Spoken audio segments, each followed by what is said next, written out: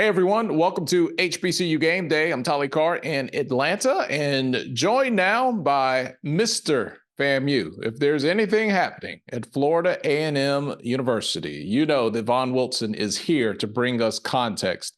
Vaughn, it has been a wild couple of weeks for FAMU. We're coming off the graduation and commencement, and there's this huge announcement on that day. I mean, we're talking $250 million donation sets the internet on fire, and things quickly unravel after that. For people that might just be paying attention, and we have a board of trustees meeting to get to that happened today, but for people who might just be kind of heard about this and like, what's going on there? Vaughn, give us the 10,000 foot level of the donation that initially started this long, arduous process. Well, I first got wind of it right before commencement, spring commencement this year. I had seen a name that I didn't recognize when they announced the commencement speakers. FAMU has multiple commencements because it's just too large. So this was the third one, but also a very large commencement. Gregory Jerami was his name. A hemp farmer from Texas was making this big donation, and they unveiled it during, he was the commencement speaker, and they unveiled it during commencement, a big check, a big mock check. So me, like everyone else, when they first, unveiled a check, we were like, oh, he giving $237,000. That's not bad, And then we started, we were like, wait, we missed a comma. That's 237 million. Yeah, right. We start pointing our fingers like, carry the one, okay, all that, and the place erupted. And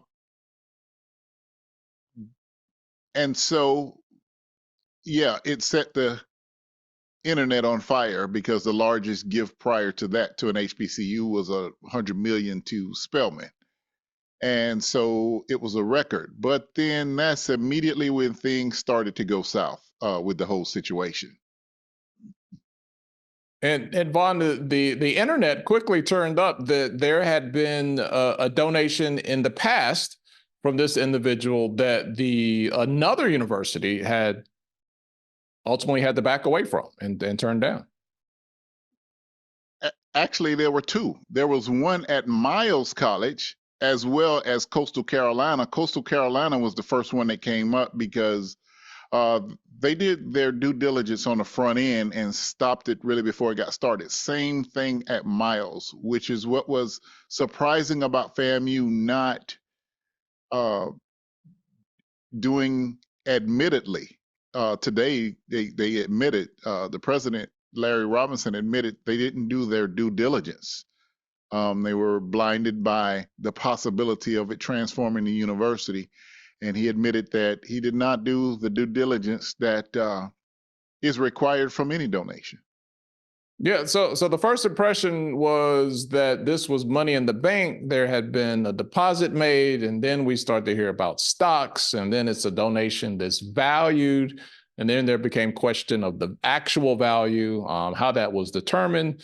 And then, of course, you hate to say it, but a quick Google search, you realize that other schools had backed away from this in the past. So today, let's fast forward to today. There's a board of trustees meeting. It's a public meeting, and a lot was said. Let's unpack what happened today at the board of trustees meeting. Well, today's board of trustees meeting was really contentious. There was public comment where, I actually spoke during the public comment section and other people spoke, but that was nothing for what we were prepared for when Dr. Robinson came on and admitted that it was a mistake and the errors that were made and the omissions.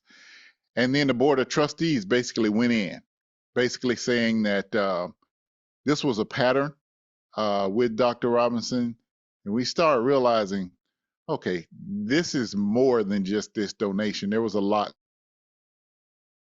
It's the icing on the cake to trustees feeling disrespected by being kept out of the loop. The chair of the board of trustees was asked to be in the photo ops with Jerami, and she felt, she did it without any information. She had to actually sign the agreement, and she, in most trustees' cases, your general counsel has looked over it, so all you need to do is sign it.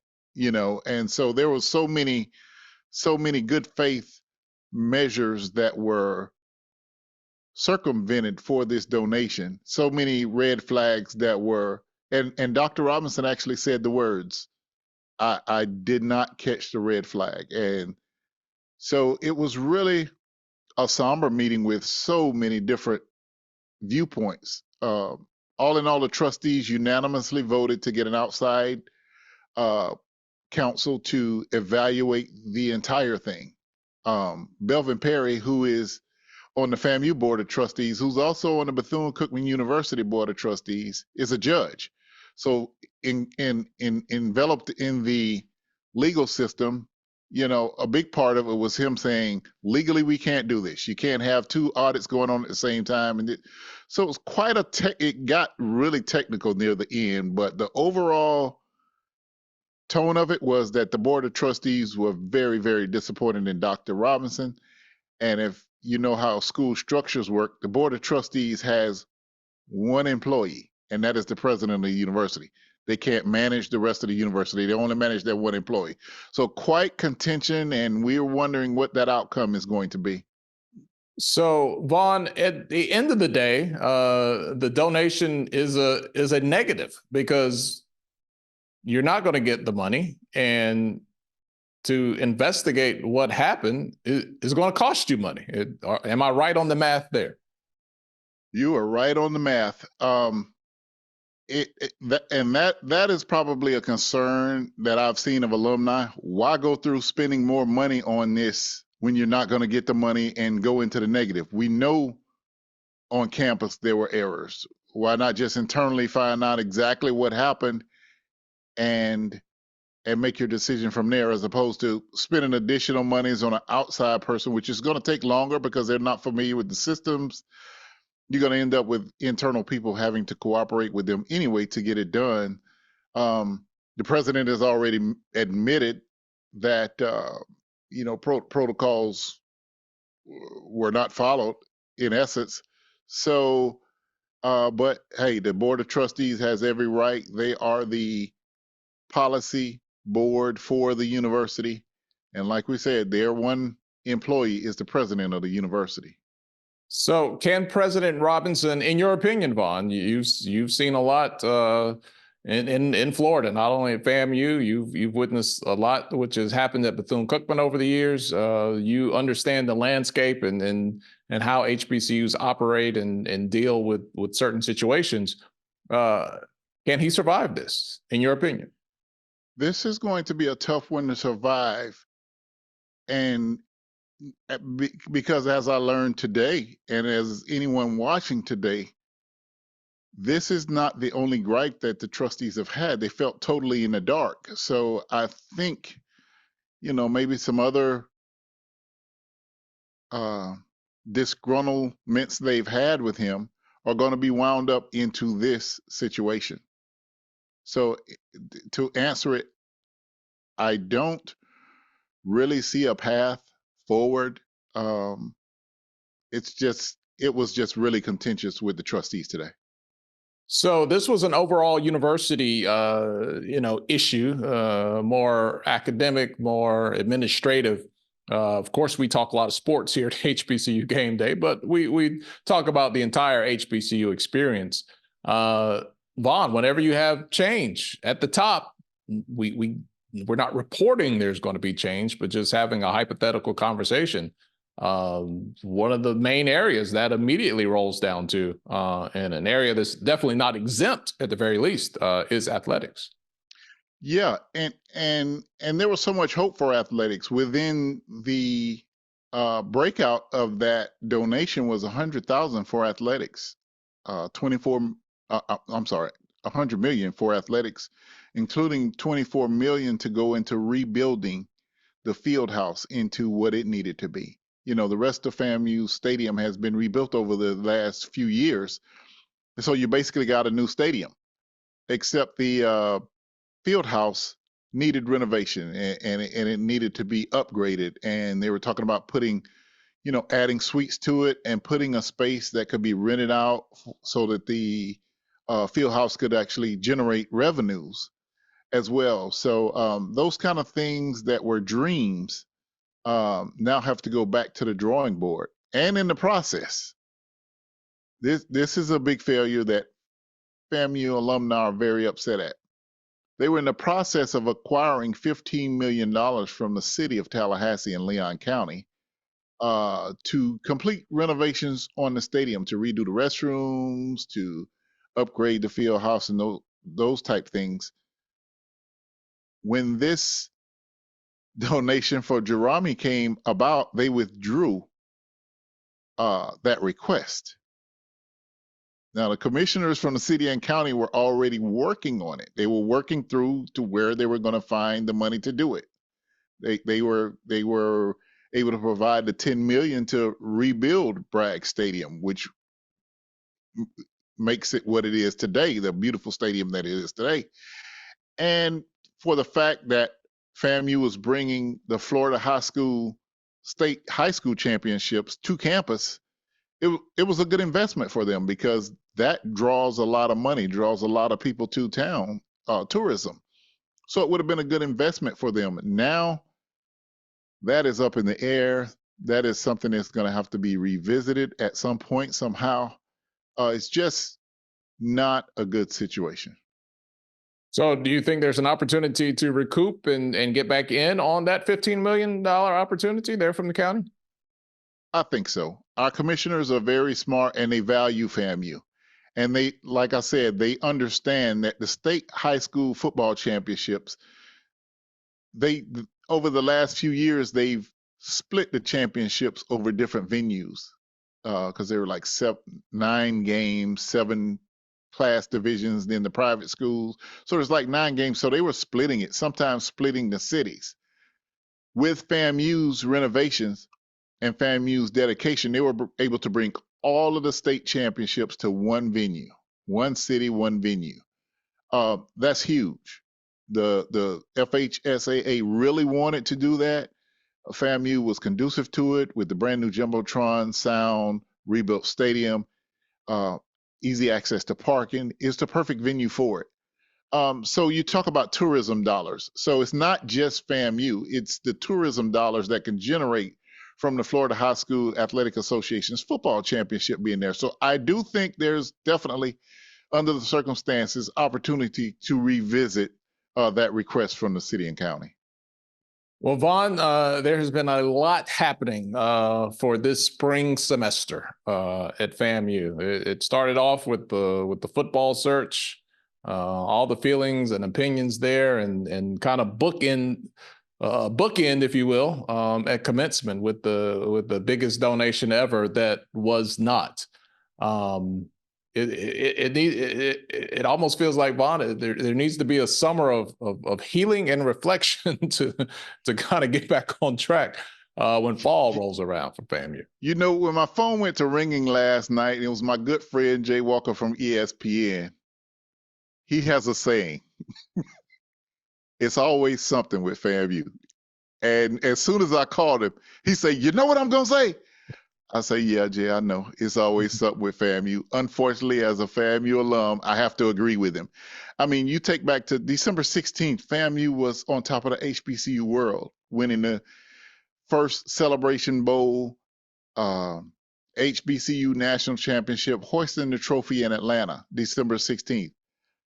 By January 16th, no one was even talking about that because the coaching search had really deteriorated the celebration time. Last week, FAMU's golf team won the HBCU National Championship in golf.